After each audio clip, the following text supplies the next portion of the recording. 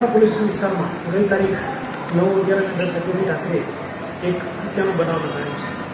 બનાવની વિગત એવી છે કે આરોપી અને મરણ જનાર ને દિવાળીના દિવસે ફટાકડા ફોડવા મુદ્દે નાનકડી બવાલ થઈ, જેના ભાગરૂપે આરોપીઓ પોતાની બર્થડે ઉજવીને પરત આવતા હતા અને અચાનક રોડ પર ભેગા થતા મારી પર ફટાકડા કેમ ફેંકેલા તે બાબતે ઝઘડો કરતા તૂટુંબમાં થતા ઝઘડો ખૂબ ભયંકર સ્વરૂપ ધારણ કર્યો અને આરોપીએ મરણ જનારને ચપ્પુના ઘા મારી ઇન્જર્ડ કર્યો, જેને હોસ્પિટલમાં લઈ જતા દરમિયાન તે મરણ જાહેર થઈ અને ત્યારબાદ પડેસરા પોલીસ સ્ટેશને ફરિયાદ રજીસ્ટર કરી ગુનો દાખલ કરી આગળની તપાસ હાથ ધરી છે, જેમાં આરોપીઓ સૂરજ અને આકાશ તથા કાયદાના સંઘર્ષમાં આવેલ બાળકને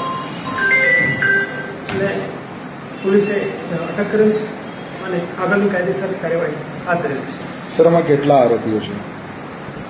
હાલ 2 આરોપી છે અને એક કાયદાના સંઘર્ષમાં આવેલ બાળક છે.